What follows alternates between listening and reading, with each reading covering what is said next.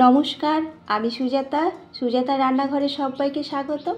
আজ আবারও হাজির হলাম আরেকটি নতুন রেসিপি নিয়ে। আজ আমি আপনাদের করে দেখাবো লাউয়ের খোসা দিয়ে লাউ রান্নার একটি দুর্দান্ত স্বাদের রেসিপি। আশা করছি আপনাদের ভালো লাগবে। আপনারা কিন্তু পুরো ভিডিওটা দেখতে থাকবেন আর আমার চ্যানেলটিকে সাবস্ক্রাইব করে আমার পাশে থাকবেন। আর লাইক এবং কমেন্ট কিন্তু অবশ্যই আপনারা করবেন। আশা করছি আপনাদের এই রেসিপিটি ভালো লাগবে। এর জন্য প্রথমে আমি লাউয়ের খোসাটাকে সেদ্ধ করে নিয়েছি আর নিয়ে নেব নারকেল ও গুড়ের পুর আর একটা কাঁচা লঙ্কা এবং তিল। এবার একটা মিক্সিতে আমি দিয়ে দেব একটা টমেটো কুচি আর দিয়ে দেব ওই সেদ্ধ করে রাখা লাউয়ের খোসা এবং ওর মধ্যেই দিয়ে দেব একটা কাঁচা লঙ্কা এবং গুড় ও নারকেলের পুরটা এবং ওর মধ্যেই দিয়ে দেব তিল আর দেব কিছুটা পরিমাণ ধনেপাতা আর দিয়ে দেব কয়েকটা চিংড়ি মাছ দিয়ে একটা বেশ ভালো করে মিহি পেস্ট বানিয়ে নেব। এবার কড়াইটাকে গরম করে ওর মধ্যে একটু সর্ষের তেল দিয়ে দেবো পরিমাণ মতো, দিয়ে ওর মধ্যেই দিয়ে দেবো কালো জিরে আর একটা শুকনো লঙ্কা।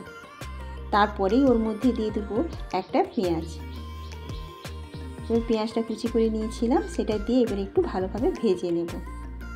বেশ একটু ভাজা ভাজা যখন হয়ে যাবে তখনই ওর মধ্যেই দিয়ে দেবো পরিমাণ মতো একটু নুন আর হলুদ, দিয়ে আবারও একটু নাড়াচাড়া করে নেব। তারপরেই ওর মধ্যেই দিয়ে দেব ওই বেটে রাখা লাউয়ের খোসাগুলো, দিয়ে এবার একটু বেশ ভালোভাবে নাড়তে থাকবো। এবার এটা মাঝে মাঝে ঢাকা দিয়ে দিয়ে বেশ যখন ফুটে যাবে তখন একটু বেশ চিংড়ি মাছটা আছে তো বেশ ভালোভাবে যেন হয়ে যায়, ফুটে যায়। তারপরেই ওর মধ্যেই দিয়ে দেব কেটে রাখা লাউ, দিয়ে এবারে ভালোভাবে নাড়তে থাকবো। আমি এখানে নারকেল এবং গুড়টাকে ভালো করে পাক দিয়েই রেখে দিয়েছি যাতে অনেক দিন ধরে থাকে, তাই আমি মাঝে মাঝে এটা তরকারিতেই ব্যবহার করি। আবার নারকেলকে শুকনো করেও রাখা যায়, আবার ছোটো ছোটো করে টুকরো করেও এয়ারটাইটে বক্সের মধ্যে ভরেও রাখা যায়। এভাবে আপনারা রাখতে পারেন যেটা অনেক দিন ধরেই থাকবে।